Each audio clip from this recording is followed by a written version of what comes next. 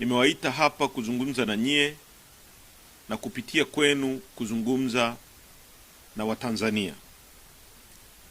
Ndugu wananchi wenzetu wa Tanzania, huu ni msimamo wa chama chenu, Chama cha Demokrasia na Maendeleo Chadema, kuhusu kilichoitwa uchaguzi wa tarehe 29 Oktoba mwaka 2025.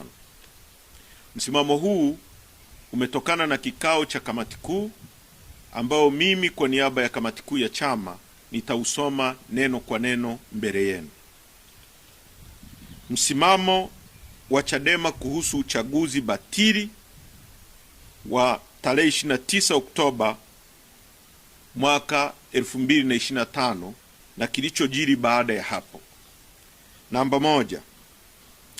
Uchaguzi wa tarehe 29 Oktoba 2025 ni batili na matokeo yake yote lazima yafutwe.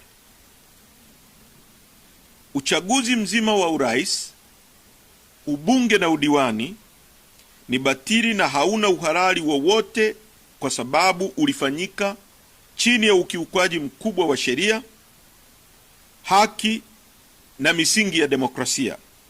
Chadema inasisitiza kufutwa mara moja kwa matokeo yote ya uchaguzi na kuvunjwa kwa kinachoitwa Tume Huru ya Uchaguzi INEC, kwa sababu tume hiyo haina uhuru kuanzia uteuzi wa wajumbe wa tume, muundo wa tume na majukumu yake. Chombo hicho hakina tena uhalali wowote na hakiaminiki na Watanzania kusimamia uchaguzi huru na wa haki.